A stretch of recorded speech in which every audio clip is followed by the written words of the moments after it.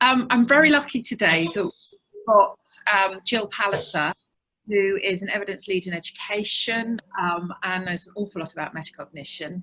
She's going to host the session today, and it's going to be a mixture of input and walking you through the EEF guidance report on metacognition, and then lots of opportunities to share ideas, as evidenced by this starter activity. Jill, I'm going to hand over to you now, if you're happy to take it away. Thanks very much, Jemima. Thanks. Welcome, everyone. My name's Jill. I am Assistant Head Teacher at Prendergast Primary School, and as Jemima said, I'm also an evidence lead for the EEF. So thanks for engaging and diving straight in with this starter question. We've got some really interesting contributions here. And we're going to keep this picture in our mind as clearly as we can as we move through the session today, thinking about what it is that makes pupils ready for their learning and able to retain and apply the learning from previous sessions. I think there might be somebody with a mic still on, so if we don't mind just muting, that's fantastic, that's brilliant. Okie dokie, so we've said, some people have said using the working wall during independent work would show that somebody's applying their learning, being eager to learn, good listening, eye contact, planning the work is a really key part of metacognition. Again, the word active listening, using visual models and images. Again, good listening, wider general knowledge and frequent revisiting. And this is an interesting one, taking feedback and using it. I think lots of children are very good at taking feedback, aren't they? But whether they actually apply it and apply it again and again is the pertinent point. Often doing further research around the topic, so again, proactivity and regularly repeating information, either written form or verbally. And then we've got some other ideas such as resilience, interest, initiative. So all these ideas are absolutely belong to the people that I'm picturing. So keep that in your head whilst we move through the session. And we'll be talking a bit more about those skills and those strategies in depth today.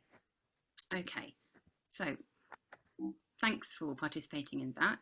We'll move on, but before we do, just to lay down our approaches really, we want to get the best out of this session that we can. We've got 90 minutes and that's ring-fenced time for us to really indulge in some conversation that we don't necessarily get the time to do in our working week all the time.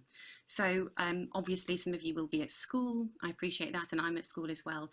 You might be at home, so if there's anything safeguarding related, or if you've got a caring responsibility, of course, please do attend to those things. But otherwise, if you've got the bandwidth and you're comfortable, please do keep your camera on. Ah, there you go, see, I've been plunged into darkness. I'm just going to trigger my light sensor. That might happen a few times. Oh, there we go. So yes, do please keep your, it really helps us with engagement. It allows us to feel connected as professionals as well and supports our conversations, particularly when we go into breakout rooms. It's much nicer to be able to read people's facial expressions rather than just seeing the name. And as Jemima's mentioned, if we can stay muted unless we're contributing, that's going to help with the clarity. So if you haven't been to one of these sessions before, we'll just shed a bit of light on the structure of it and the purpose. My sister, I was speaking to earlier, she's a doctor of psychology, and she could tell me a lot about cognitive science. I don't have that highest level qualification, and I'm not professing to. As Jemima said, I'm really, really interested in metacognition. I've done as much reading as I can, but this isn't a webinar or a seminar. This is born out of a series of a journal club where educators come together, have a biscuit, have a chat. I'm sorry I couldn't provide any biscuits today, but hopefully you've sorted yourselves out. But it's really a chance to reflect and to digest. And hopefully you've all had a chance to engage with the pre-task, which is just to look at the guidance report. You might have already been familiar with it. That will allow us to enjoy the conversations most fully and get to the depth of this subject matter. But if you have just signed up this afternoon, or for some reason emails have gone astray, please don't fret, you're still very welcome. And hopefully some colleagues will be able to flesh out some of the areas if they are unfamiliar to you. And at the very end of the session, just to check we're on track and marketing these sessions accurately, we'll ask for a bit of feedback to help us build the next series of sessions. So the shape of today's session, we'll start off looking at how the report was compiled, and then we'll go towards some key definitions of vocabulary that will come up throughout our conversations. And then we'll look at why the report matters to us and why it particularly matters now. So we're going to look at the 2020 context. I've put learning loss there in inverted commas. I'm aware that there is a really active and strong discourse about the ideas around learning loss or learning gaps. So I put that in inverted commas just so we're aware that's not my phrase, but we're thinking about any learning that might actually have dissipated or diluted during school closures. And we'll go into breakout rooms to discuss that. We'll then come back, we'll walk through the first recommendation and look at how we're going to structure our discussions today. And then we'll go off into breakout rooms again to look at recommendations 2 to 7. And there'll be 3 anchors to that discussion. The first will be drawing out key points, summarising the most important aspects. The second anchor will be looking at cross-phase practice, because we're really fortunate to have a range of practitioners here today. And then the third will be to look at the guidance report in the context of the current climate. And then at the very end, we'll have a look at our key takeaways overall, do that feedback I mentioned, and I'll signpost some additional resources should anyone wish to do. So the report was compiled in the same way as all of the guidance reports from the EEF, starting off with scoping. So the EEF consult with academics. Most importantly, perhaps for us, they also consult with teachers and parents and carers for that wide picture and speak to those stakeholders to see what the scope of the report is. Then an advisory panel is put together and a review board is put together. And when those teams are appointed, they'll agree research questions for the review. And that then goes forward by the review being analysed, the evidence being reviewed and analysed. And this report, again, like the other guidance reports, it's a distillation and a combination of the very best available research in the area. But most importantly, it then gets to the recommendation stage, where all of that evidence is distilled into some practicable, pragmatic approach that you can take back into your places of work, into the classroom and elsewhere. So before we go on, I'm hoping that the discussions today are going to be deep. In order for that to happen, we're going to need to make sure we're all on the same page.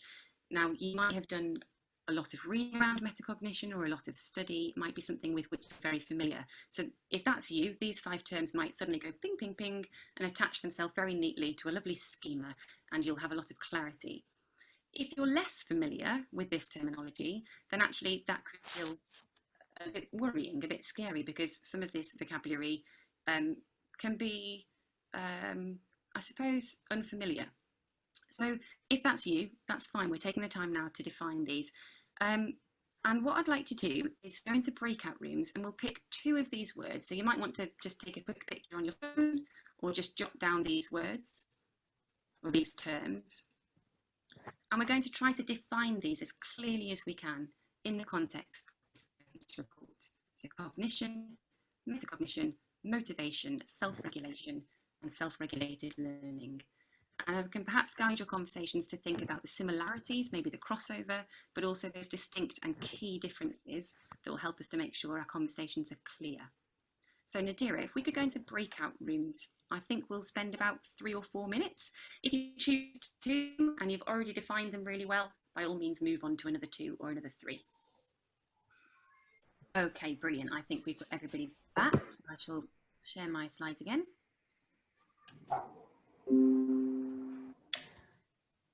Great, and if everyone could mute themselves just so we've got nice clear sound, that'd be really helpful. So welcome if you've just joined us.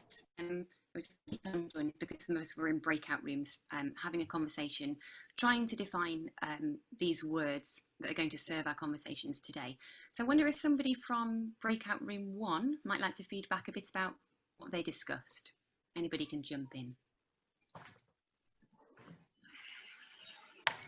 Okay, I think I was room 1. Brilliant, thanks Lily, go ahead. So just obviously going through what the different terms were and thinking about what kind of children their behaviours were in class, see if we could identify those sort of children in our own classes. was mainly just about children being self-aware and their learning, the importance of learning, their purpose, and how there'd be children that would set their own goals and measure their performance against their peers. Thank you. Thanks for that. That's really helpful summary. Yes. So this idea of helping themselves, helping peers, and being proactive, definitely synonyms for some of the words around these. Are there anyone wants to jump in from breakout room with any that were more difficult to define, or any disagreements, or anything that?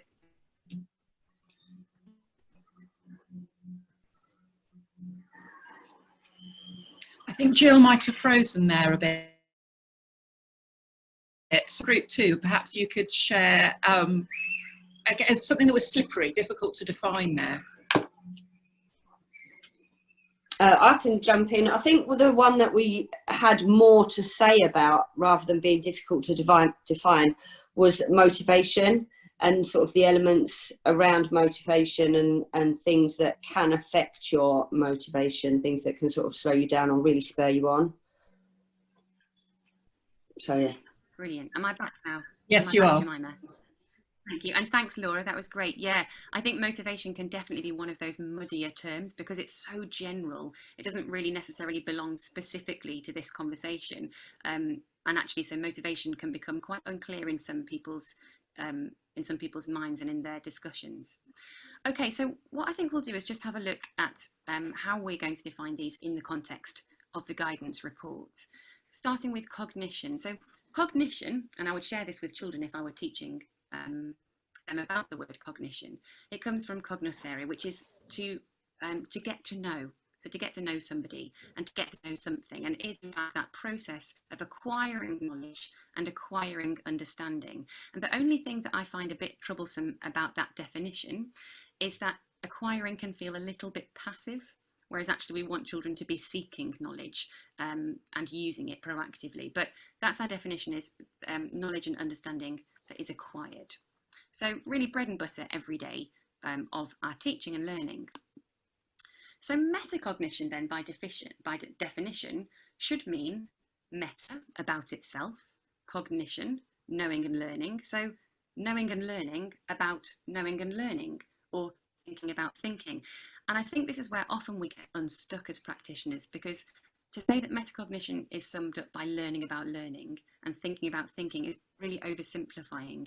And not only does it oversimplify, it also is quite vague. So we need to really go a bit deeper into what metacognition means. And the way that we define it in the context of this report is the way that learners monitor and purposefully direct their learning.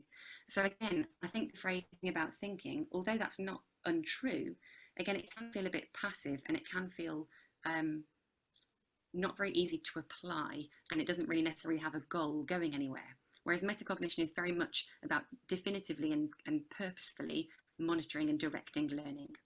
That's metacognition. So let's then have a look at motivation. Probably an easier one to define, but again, in this context, it's about not just willingness in general, but the willingness to engage the metacognitive skills and the cognitive skills, to fuse those together, to apply that to learning.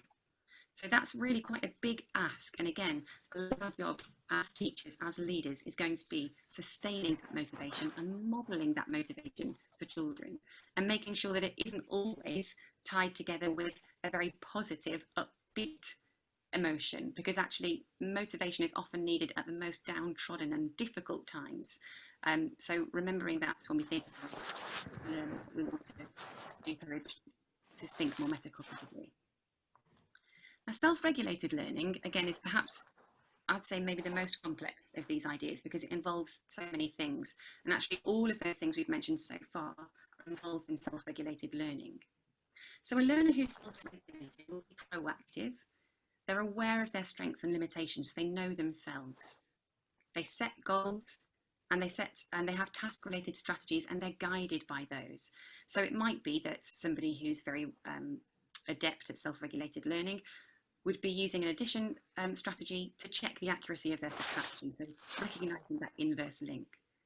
But also these learners don't just call on strategies appropriately, but they're monitoring their behaviour and monitoring their learning as well in terms of their goals. And because they're self-reflecting, that will hopefully mean that the more children reflect, the more they choose the right strategies, they then become more successful and therefore motivated to then try again and reflect and have success and become more motivated. So it's this cyclical learning path that we want children to go on. Of course, it won't necessarily always be visible and it won't be as simple as that, but that's what we talk about in terms of self-regulated learning. And very, very importantly, what we're not talking about is just self-regulation. So James Mannion has got an article in the Impact magazine, one past issue. You can find it at this link. And he's talking really, really coherently about the complexity of these ideas. So I think if we are to take some of these conversations from today back to our schools, it's really worth bearing in mind that this isn't simple. So we should expect people to find it complex if it's new to them. And we should interact in a complex way. Oh, I've gone ghost story again. One moment. There we go. So it is a complex relationship. So self-regulation, if we look at the top right of this slide, I appreciate it's quite small, but self-regulation is about monitoring and controlling emotions and behaviour, whereas metacognition is monitoring and controlling your cognition, your thought processes. And those two all together, that's making a self-regulated learner who can not only manage their feelings and behaviour, but also direct their thought processes and use those strategies. So we're asking a lot of children, but these are the most effective learners that we see. So just important, because often the suffix there, metacognition, we then often then say self-regulation. So let's just make sure we're really clear about our vocabulary. And in the context of this report, metacognition does take the front seat, but cognition and motivation are equally important, and you'll see breaking through the report and through the recommendations. Because, as we said, they all interact with each other, and we can't have metacognition without cognition. Again, the report is very clear about that, and when we're looking at the recommendations more closely, I'm sure that will come up.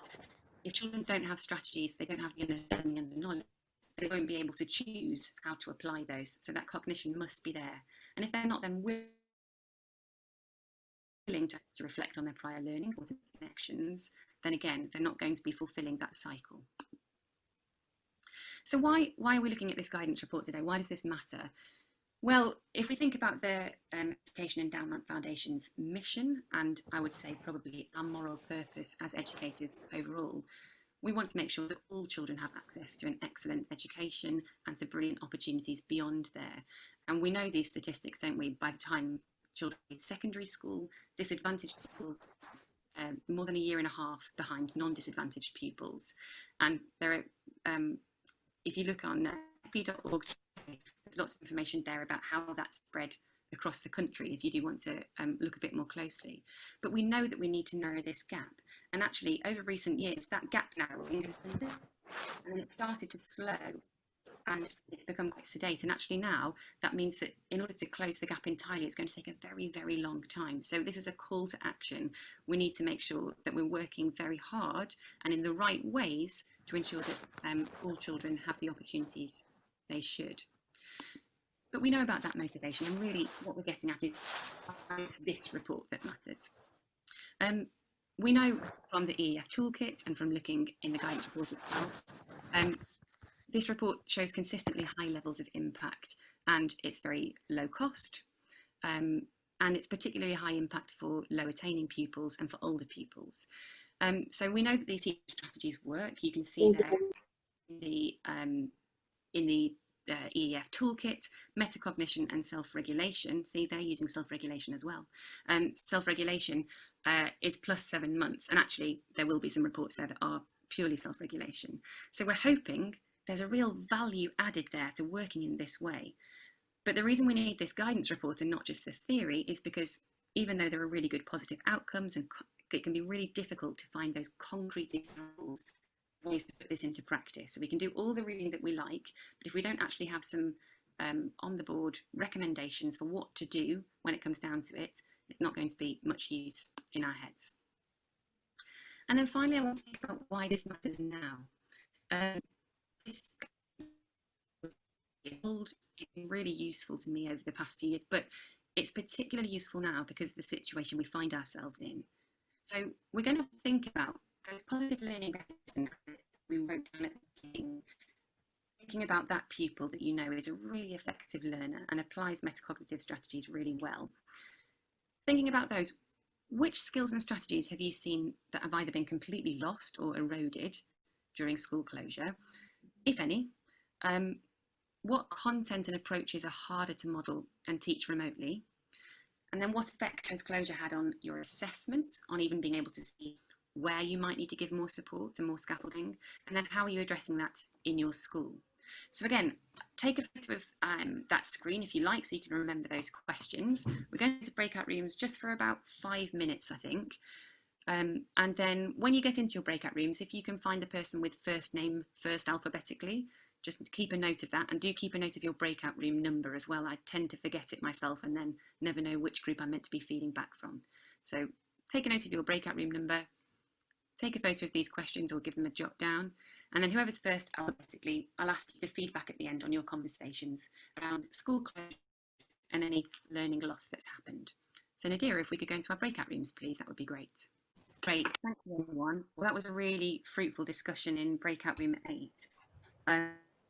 Really interesting to hear different perspectives, and of course we're not all going to have the same experience, are we? Some people will feel some very significant changes have occurred and others perhaps not.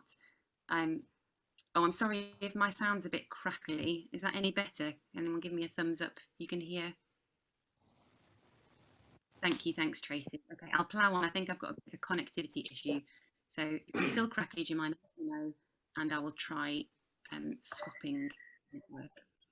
Okay, so really fruitful discussion from our room. Perhaps somebody from breakout room 6, whoever's the spokesperson there, could feedback on some of your discussion. Hi, that's me. Hello. So we were talking about skills that we felt had been not lost, but less worked on, were conversational skills. So skills for social conversation, but also for partner or group work within the classroom. And also was saying that that's something that hadn't been possible, obviously, while people's been at home. And somebody mentioned the idea of, using strategies like pairing up people perhaps with the people who might be struggling a little bit with a particular topic in order to kind of guide or mentor them. That's not possible, or that hasn't been possible. So that was something that was noted particularly. We also talked, I mean, perhaps it's not quite a metacognitive thing, but we also talked about handwriting as being an issue, particularly in secondary, although obviously in early years and primary, that would be probably a slightly different thing, but we can see how it might well have had an effect on the acquisition of handwriting skills. But in secondary, we've got a lot of people saying, I haven't written anything by hand since March, and it hurts, or I can't do it anymore, it takes a long time. And then, well, we spent quite a long time discussing those, so then we didn't have an awful lot of time left, but we did talk about how we could address that in school, and people brought examples of just really modelling and talking through all the steps and processes that they were taking, and could have sort of almost like thinking aloud with pupils to help them kind of get back into that sense of learning. I think that's all we managed to talk about really, but it was interesting. Thank you. That sounds like you got through quite a lot. So well done. That's really useful. Yeah, absolutely. That fatigue that, I don't know about you, I remember very clearly going back to school after every summer holiday and not really being able to grip a pen properly, or quite remember how to handwrite. And I think that can still happen as an adult, can't it, if you've been doing lots of typing? So we think about these children who really won't have been working in the same ways for all that time of closure, and it is going to be tiring for them. And certainly that social aspect has been missing, hasn't it, for many children, particularly children without siblings, or children for whom adults who had other commitments who actually wouldn't have been able to support learning very actively. And partner and group work, as you say, they've really been missing from a lot of children's lives during closure, and that has had an impact. Our group were talking about motivation and resilience, and actually just the stamina. And what we all said was that our children have sort of bounced back through the doors in September miraculously, and to our great delight.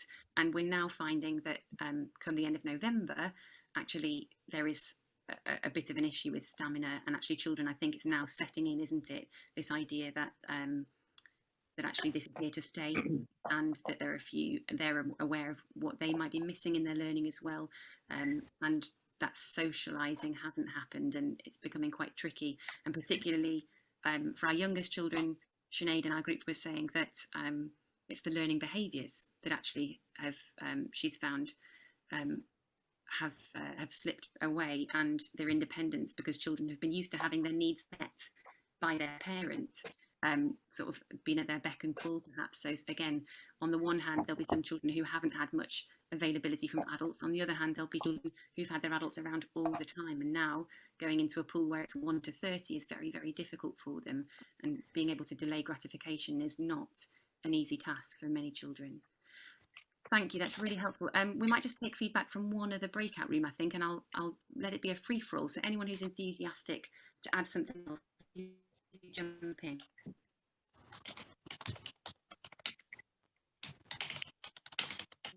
Share in their group, maybe about how they're addressing it at their school.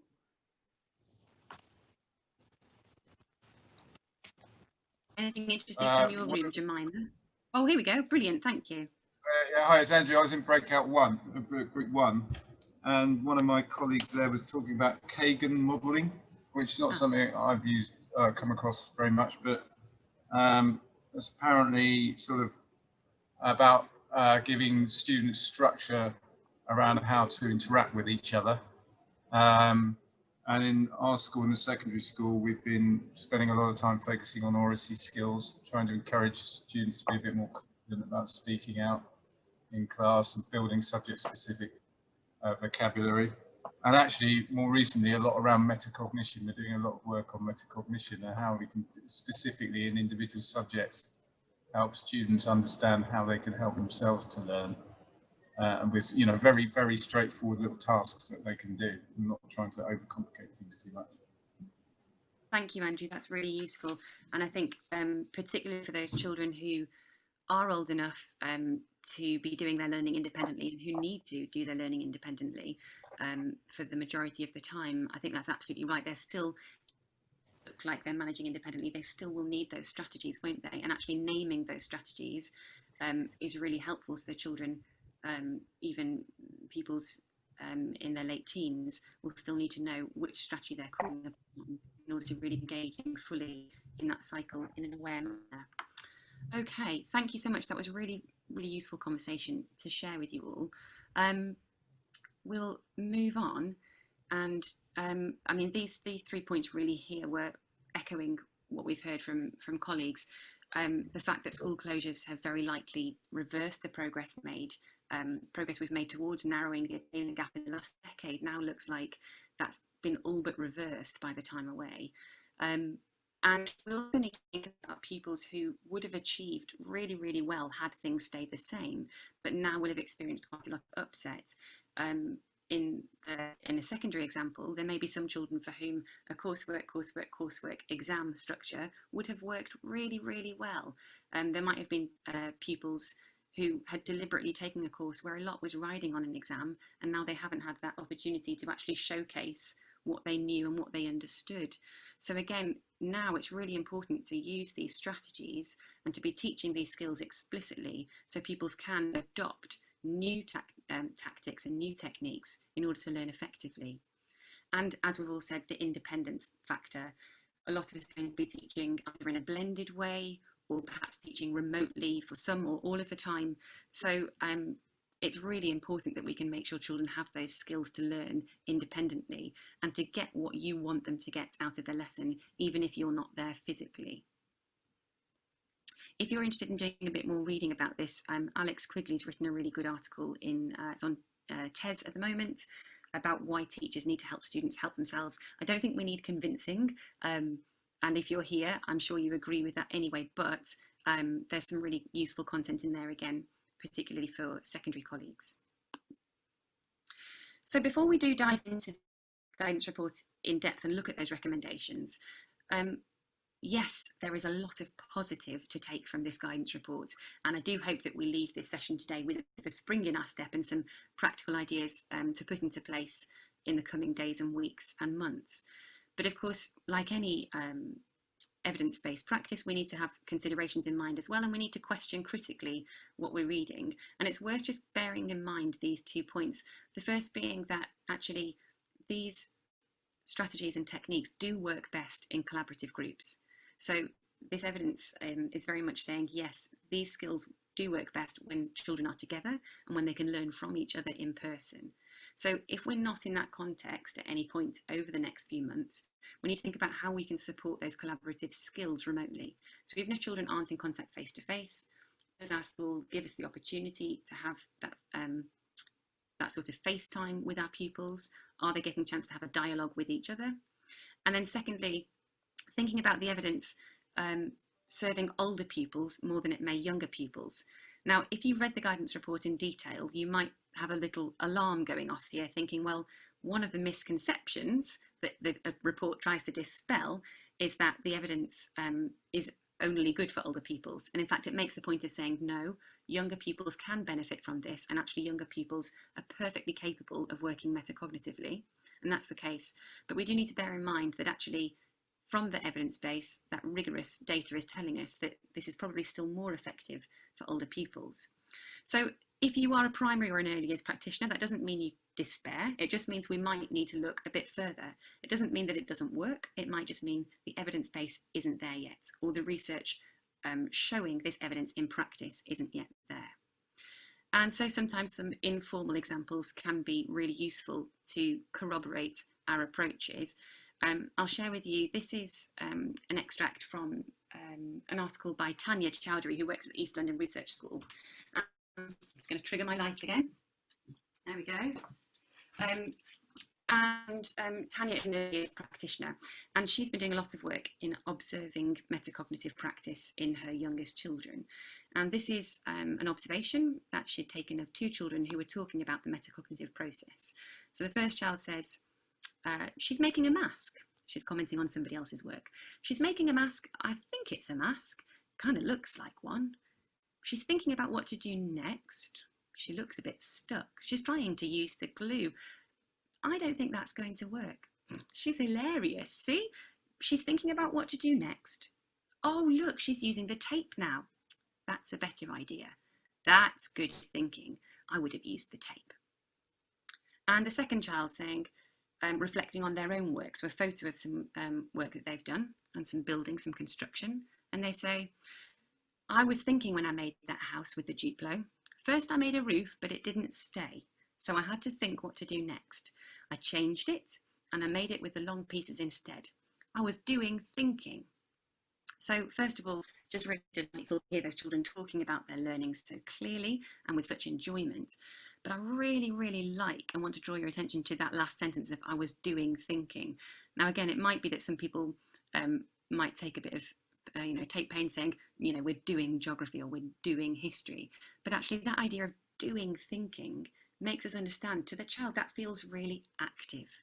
And for these children, again, the youngest children, this is going to feel like a lot of hard work, and it's going to feel possibly quite mechanical and manual to begin with, whilst they get used to exertion. I'm taking guitar lessons at the moment, and I've been playing for longer than the quality of my my music would state. But when I'm trying to switch between one chord to another, and it's a new chord, I'll look at my hand and I feel paralyzed. I feel like I can't move it at all. And I know where my fingers should be, but that thinking of how to get to the next stage feels like a huge physical exertion, and it's going to be that effortful for some children, especially our youngest children. So it's not to say that this thinking, but it will need to be supported, and we will need to remind them that actually it's okay if it feels difficult, and it's okay if it feels hard work. Okay, so this one is structured on key recommendations. This one has 7. And we're going to focus on one recommendation per group in our breakout rooms for discussion. And we're going to points of the recommendation, but also its application across the settings within our group. So this is the 7 recommendations, and this is what the structure of our discussion is going to be. So we've got those 3 anchors I mentioned earlier. So Nadira is going to post into the chat, if she hasn't already, the link to the guidance report. So if you don't have a printed copy open in front of you or on your computer, then don't worry, because you can open that just before we go into breakout rooms. It might be useful for you to have it there. And we're going to think about these 3 questions. The first one being, what are the 3 most important points from the recommendation? So if you were passing this on to a colleague, or you were introducing somebody who'd never heard of this before, what are the 3 things that you couldn't avoid telling them? And then I put a so ... I also then want to think, not just what does this report say, but what does that then make you think? So add your own critique, add your own opinions. The second anchor is going to be about application. So again, hopefully in your groups you've got a range. If you are all from one phase, that's fine, but perhaps I can ask you to think outside the box and think about how these recommendations might be applied in early years, Key Stage 1 up to Key Stage 5, because they are going to look and feel different.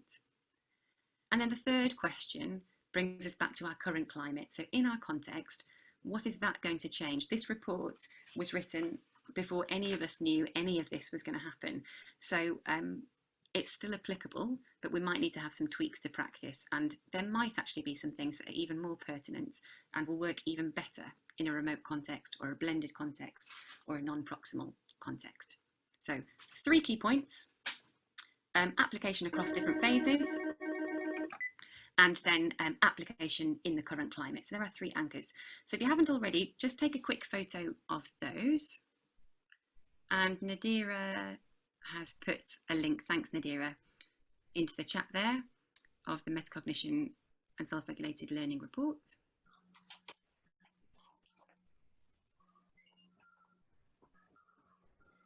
Okay, and as you're having your discussions, do bear in mind, if you know about some of these other guidance reports, if you've read any of these, please do draw on these as well. They're interlinked and they refer to each other. There's lots of crossovers. So if you know about the implementation plan, that 4-stage cycle of implementing change in schools, or the social emotional learning in primary schools, or perhaps the guide to working with parents, please do feed those in.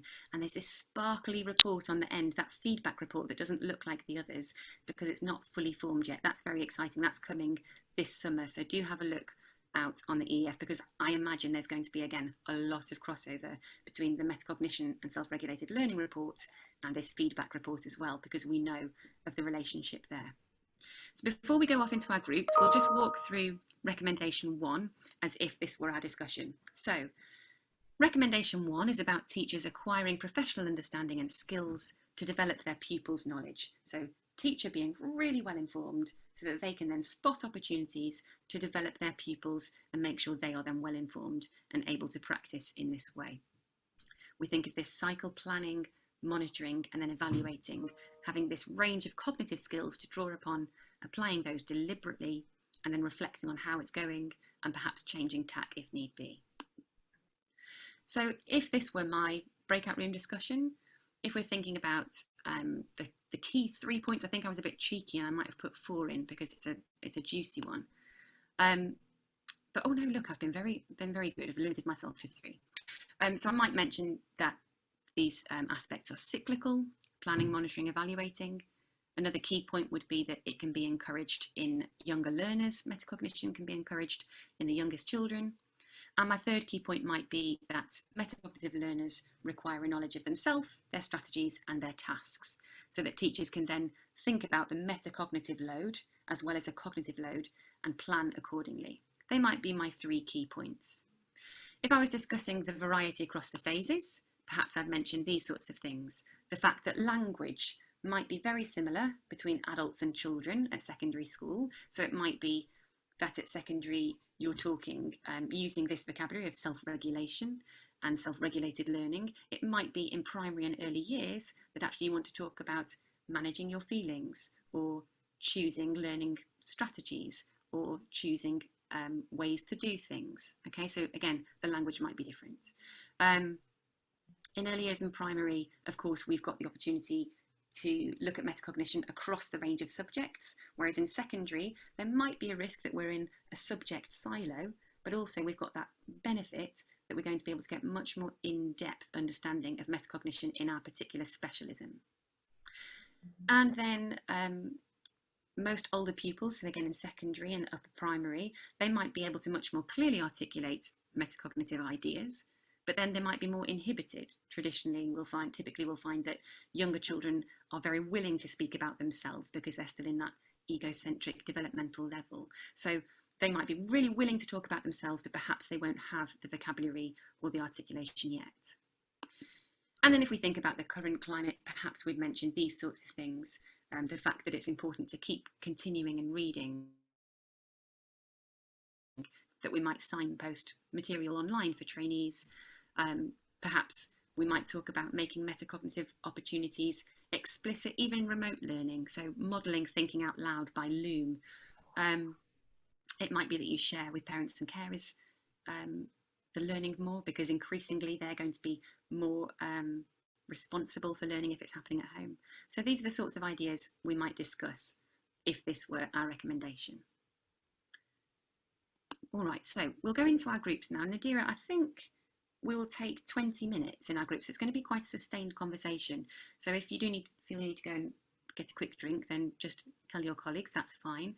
And if you haven't already introduced yourself, then please do introduce yourself so you know which schools you're in and which phases. Oh, Andrew, I'm heartened to see you waving for your light to come back on as well. It's not just me.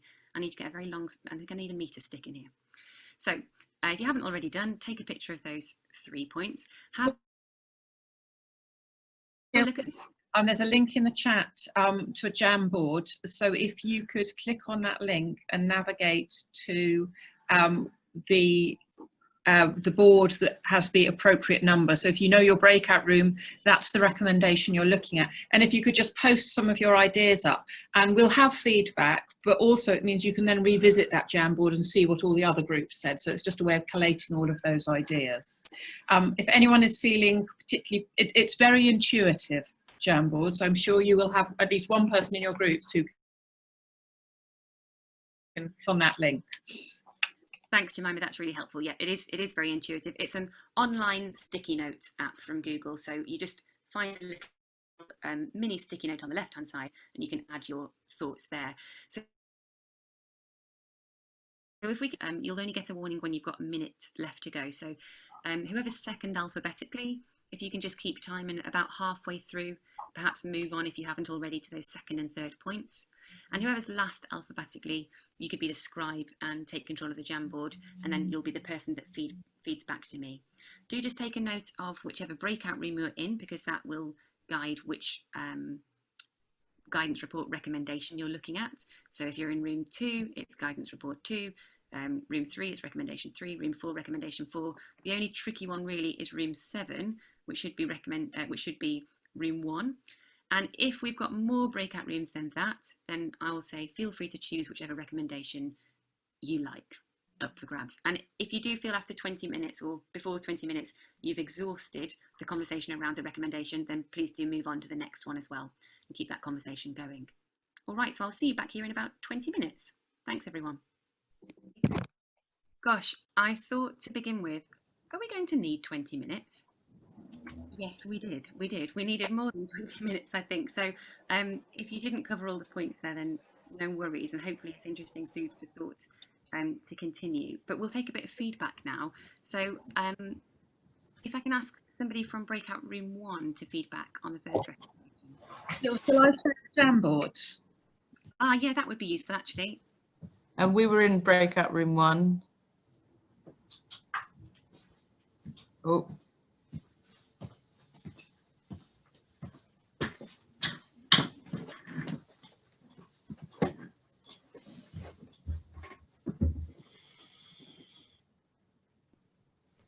Which recommendation was breakout room 1 looking We at? went to 7, and but we had real trouble putting notes on.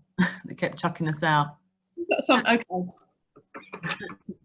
That's fine. So feel free, whoever's feeding back in that group, just to talk us through some of your points. Okay, so the three main important aspects of that was when delivering CPD, ensuring that the teachers have enough time to sort of digest it and put it into practice. We need to ensure that the CPD, what the skills that they're learning, or that they've had they've been able to implement it into their different individual classrooms, and that they're adequately supported with enough resources and with other colleagues to feed back with, to see if it's worked well for them, and to ensure that there's a good system in place for monitoring. We said that the sort of variations there would be, especially speaking from personal experiences, we're part of a federation, we're a small school, so we know that it works, things can, the message can go across very well in a small school, but then we've got our partner school and we're taking on another school soon, so it's making sure that message doesn't get diluted. All senior leaders from all three sites are able to make sure, making sure that the CPD that to what our visions and goals are as a whole school and as a federation.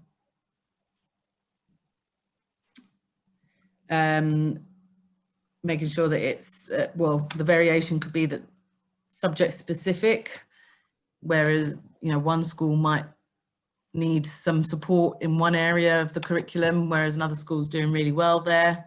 So is it worth having CPD for that site? Assessing the impact really was thinking about student voice and how well that's had an impact on them.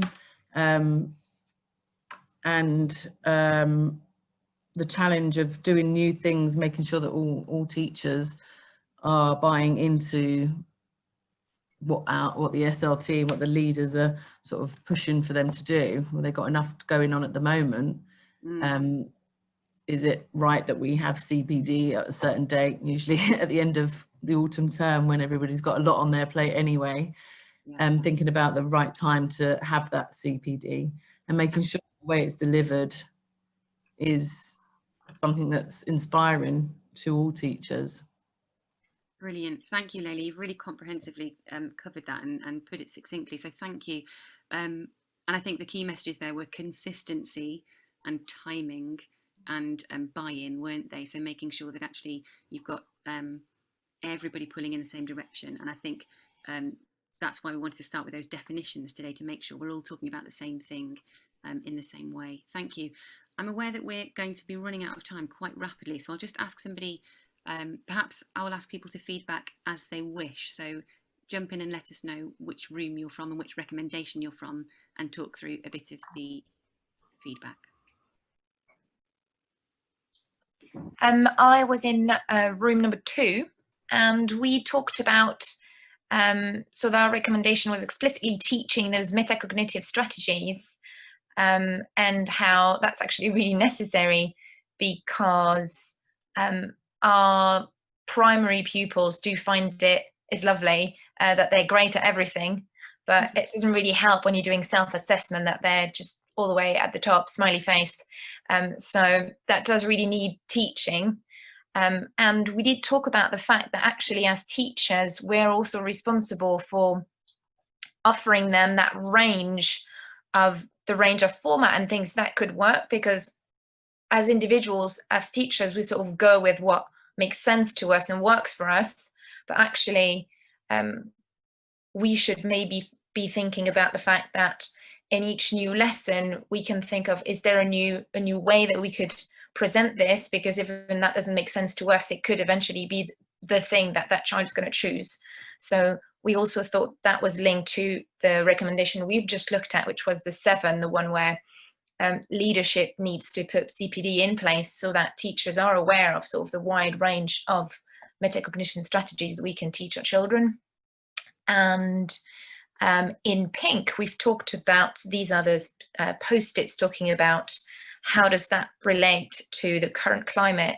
And this one is, had the children known this before lockdown, their work would have looked really different. I'm sure that's true of all children, probably even more the older they are, the better they would have done, but even our younger children, certainly everyone can do better when they know how to organize themselves. Yeah, that's it. Thank you, Miss Neil. Really, really good points then. Thank you everyone in that group. Again, thinking about children knowing how to direct their learning, and okay, perhaps we would have liked them to know that before our first lockdown, before school closure, but I think that's absolutely the right approach to take, is think about now, how can we capitalise on that? I think we might need to move on actually, because we've only got a couple of minutes left and I don't want anybody to be late home from work or later with their evenings, but we'll make the Jamboard available after the session so you can see that, and do please go and have a look because we had some really rich conversations there. Just one thing I wanted to throw in greedily from our room, because Susan in our room is a Senko and she was talking, we were talking about recommendation 3 and the need to model these practices for children, and it was really useful to have Susan's voice in that conversation because she was reminding us that actually when we model strategies and approaches, we model our thinking process, we might naturally decide to model a bit of a struggle so that we can show we're being resilient and how to get over that. We might also model doing things quite easily, but actually we don't often model a range of different ways of thinking, and we need to make sure we're accepting what the thought process that looks like for lots of different children. So for some children, a really successful and deep thought process will be quite noisy. And for other children, a really successful and deep thought process might involve quite a lot of moving around. So we need to remember that what this looks like for different children is going to be really different. Again, some children might look quite sedate and even a bit bored if they're concentrating very hard. So really do celebrate when children are having those successes, whatever form that takes. All right, so I shall just share the final few slides then. I'm sorry we didn't get to feedback from everybody, but I think, as I say, it will be really good to have a look at that board after the session. And yes, that will all be available to you with the slides as well. So just some takeaways. This acronym, this SOCTP, is to make us think about taking this into the classroom, because that's why we're here really, isn't it? To use this knowledge that we've either acquired or we've deepened, and to bring that into the classroom to help change children's opportunities and to change their learning. So the S is for strategies. Which strategies are you going to model? How are children going to plan and monitor and evaluate their learning? What are those opportunities then for you to model those and then remove that scaffolding gradually so children can begin to use those in a supported way and then eventually independently? An appropriate level of challenge. We didn't talk about that, we didn't have feedback from that fourth group, but really making sure it's key that the challenge is on point. If you're asking for something new or something complex metacognitively, you'll want to make sure that cognitive load is manageable. You might want to think about worked examples. Likewise, it might be that there are children that you need to give a bit of extra challenge to in order for them to really understand that this cyclical metacognitive process is active and is deliberate and doesn't just come to them naturally. Thinking about T for talk. How are you going to plan this in? And I would suggest all of these things are going to benefit by being planned in. So at your planning level, in your PPA, or in your discussions as an SLT or as support staff, be thinking about how you're going to talk. And in the same way as you plan your key questions for mastery and for depth, be planning your talk, your patter for modelling these strategies. And then finally, more broadly, thinking about your own professional development, or if it's in your remit, the professional development of others, which is that first recommendation, making sure teachers have the knowledge, and that final recommendation, making sure across the school it's consistently applied. Okay, so I'm going to send some feedback, a link for feedback after the session. We won't do that now, but we'll do that afterwards. But if you could complete that, that would be really valuable because it helps us. And I can see Jemima's wanted to jump in. It helps us to plan the sessions in future. Go ahead, Jemima. What I was going to say, thank you, Jill, is I feel that we it's such an interesting subject, and I feel we've just sort of starting to scratch the surface. It would be really interesting to know in that feedback if you would be interested in doing a second session on this, to maybe explore some more of the recommendations in the breakout rooms and some more practical resources. So just let us know if that's something that you would be interested in, and we'll try and schedule that as well, because there's just too much to pack into one session, I think. So that was all I wanted to add. Thank you, Jill. Thanks, Jemima. Yeah, absolutely true. I think when we first looked at this, we had discussed different structures. So we've sort of gone for it now, and we've bathed ourselves, I think, in lots of feedback and rich talk. But it would be useful, I think, to have a second session. So if you're up with that, then do let us know. I'll just signpost a couple of resources for you to look at afterwards. If you don't know the Learning Scientists podcast, it's a cracker. It's a brilliant one. The learning scientists are cognitive scientists who are applying their depth of knowledge to education, and again, it's in a really practical way. They've got podcasts that last, some of them are about 7 minutes, some of them are about 15 minutes, and then they've got some longer ones, and they look at different aspects of cognitive science and different strategies like spaced learning, retrieval practice, elaborative interrogation, and that sort of thing. If that sounds like something you know and you want to look into it more, or completely new vocabulary and you've no idea what I'm talking about, I would still direct you there. It's really accessible and a lovely resource, and they've got a great blog as well. And this, I think Jemima flagged up the Don Losky reading in her introduction video for this session. But if you follow this link, you'll get the article for the student toolbox, which again, it is like that. It's a toolbox where you can pick out the right one for the job that you've got in front of you, because it is a big job, isn't it, teaching at the moment? And I think the more help we can have, the better. There are some further Twilight sessions building on that, on the science of learning. So there's cognitive load theory coming up in February, memory and retrieval in March, and then dual coding in May. And 10th of June is going to be about feedback, and we'll be either looking at or anticipating that new feedback report, which is going to be really exciting. So that's the link there to sign up for those. There's our contact details. If you want to stay in touch, please do. If you've got any questions about today's session, or there's anything that you can't find afterwards, do just get in touch. If there's anything you think you might contribute to another session, then also please do get in touch, because we're better the more that we network, aren't we? So do let us know if you think you've got something to contribute. Thanks, Jemima. I think that's all from me. Well, thank you, Jill. Thank you for such a fascinating session. I feel like I want to carry on talking about this forever and ever now. Thank you, everybody. And I will echo what Jill says, that we learn so much from each other as practitioners. So if you would like to carry on learning and carry on the sort of the learning conversations, then please do stay in touch. And thank you very much for turning out on a Thursday evening in November. Thanks, everybody. Have a nice evening. Bye.